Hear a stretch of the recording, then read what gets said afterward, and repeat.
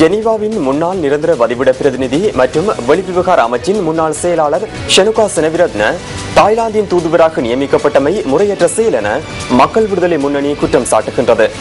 2009ஆம் ஆண்டு ஜெனீவாவிற்கான இலங்கையின் நிரந்தர வதிவிட பிரதிநிதியின் உத்தியோகபூர்வ இல்லத்தை புனர் நிர்மாணம் செய்கின்ற போது இடம்பெற்றதாக கூறப்படுகின்ற மோசடி தொடர்பில் முன்னெடுக்கப்பட்ட கணக்காய்வு அறிக்கையினூடாக ஷனுகா செனவிரத்ன மீது குற்றச்சாட்டு முன்வைக்கப்பட்டிருந்ததாக அந்த முன்னணி சுட்டிக்காட்டுகின்றது.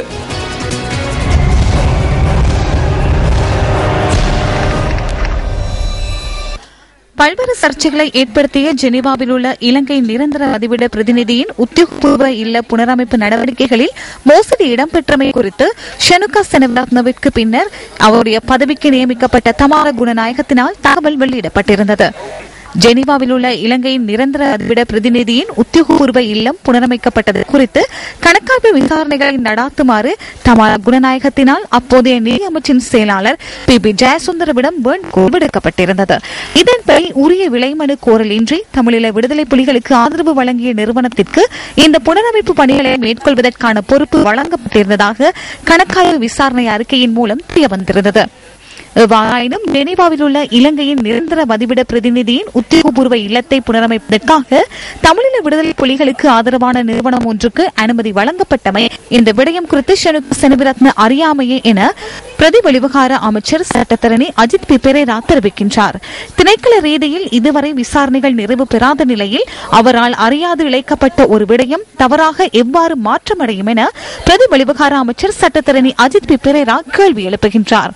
எவ்வாறாயினும் இந்த புனரமைப்பு பணிகளை முன்னெடுத்த நபர் தமிழீழ விடுதலை புலிகளுடன் தொடர்பு வைத்திருந்த நபர் என பிரதி வெளிவிவகார அமைச்சர் சட்டத்தரணி அஜித் பி பெரேரா மேலும் கூறினார்.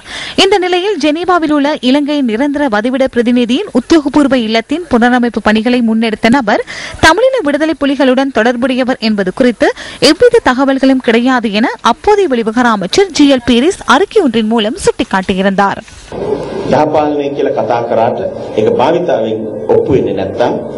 நல்லாட்சி என பேசுகின்ற போதிலும் அதன் செயற்பாடு பயன்பாட்டில் இல்லை என்றால் அது நல்லாட்சியாக அமைந்து விடாது. செனவிரத்னவிற்கு எதிராக பல்வேறு கடும் குற்றச்சாட்டுகள் முன்வைக்கப்பட்டிருந்தன. தூதுவர் ஆலயத்தின் புனரமைப்பு பணிகளை மேற்கொள்ள தமிழீழ விடுதலை புலிகளுக்கு ஆதரவு வழங்கிய நபருக்கு வழங்கப்பட்டமை ஒரு குற்றச்சாட்டாகும். தூதுவரால் புனரமைப்பு பணிகளின் போது பாரியளவான நிதி மோசடி இடம்பெற்றமை கணக்காய்வு விசாரணை அறிக்கையினூடாக உறுதி செய்யப்பட்டமை இரண்டாவது விடயமாகும். பாராளுமன்றத்தில் நாங்களும் ஐக்கிய தேசிய கட்சியும் இணைந்து கடும் விமர்சனங்களை முன்வைத்திருந்தோம்.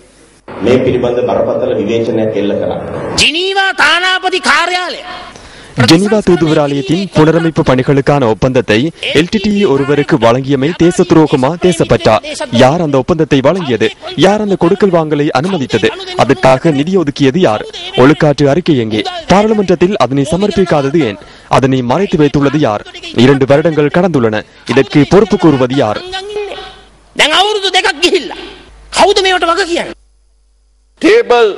The Mr. P.B. Jayasundara's document that was there in order to say that this particular thing in Geneva. PB ஜெயசுந்தரவின் அறிக்கையை சபையில் சமர்ப்பியுங்கள். 17 மில்லியன் நிதியினால் ஜெனீவாவின் புனர் நிர்மாண பணிகள் குறித்து அதில் குறிப்பிடப்பட்டுள்ளது.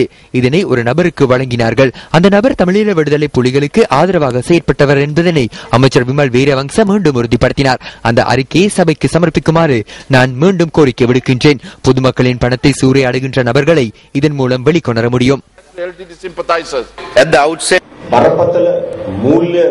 பாரியளவிலான நிதி மோசடி செய்துள்ளதாக குற்றம் சாட்டப்பட்டுள்ள முன்னாள் வெளிவிவகார அமைச்சின் செயலாளர் ஷனுகா செனவிரத்ன தற்போது தாய்லாந்திற்கான தூதுவராக நியமிக்கப்பட்டுள்ளார்.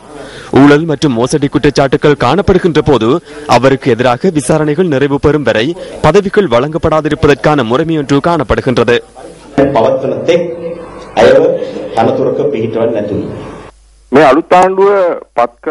இலங்கை சமூகத்திற்குள் ஏதோ ஒரு சம்பவம் ஒன்று இருந்தமையினாலேயே புதிய அரசாங்கம் ஸ்தாபிக்கப்பட்டுள்ளது.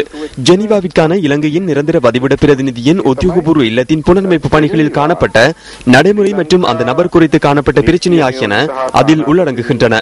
நிதியமைச்சின் செயலாளர் கலாநிதி PB ஜெயசுந்தரவின் பணிப்புரைக்கு அமைய கணக்காய்வாளர் நாயகத்தின் அடுத்த பதவியில் இருந்த நபர் சென்றிருந்தார்.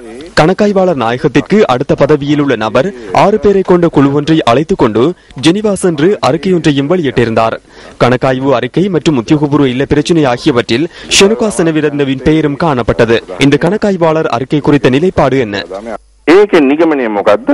இந்த கொடுக்கல் வாங்கல் தொடர்பில் எழுந்துள்ள விடயங்கள் சர்வதேச அரசியல் அரங்கில் பேசப்படுகின்ற நிலையில் அரசாங்கத்தினால் இதனை மூடி மறைக்க முடியாது என ஜெனீவாவிற்கான முன்னாள் நிரந்தர வதிவிட பிரதிநிதி கலாநிதி தயான் ஜெயதிலக சுட்டிக்காட்டுகின்றார். ආණ්ඩුවේම ඔඩිට් වාර්තාවේ තිබිච්ච දේවල් கணக்காய்வாளர் அறிக்கையை முந்தைய அரசாங்கம் மூடி மறைப்பதற்கான முயற்சிகளில் ஈடுபட்டது. இது குறித்து புதிய அரசாங்கம் என்ன கூறுகின்றது? இந்த விடயம் குறித்து ஆராய்ந்து கண்டறியப்பட்ட விடயங்கள் நாட்டுக்கு தெளிவூட்டப்பட வேண்டும் அல்லவா? என்ன நேர்ந்துள்ளது? இதனை மூடி மறைத்து ஏனைய விடயங்களுக்கு பின்னால் செல்வதற்கான காரணம் என்ன?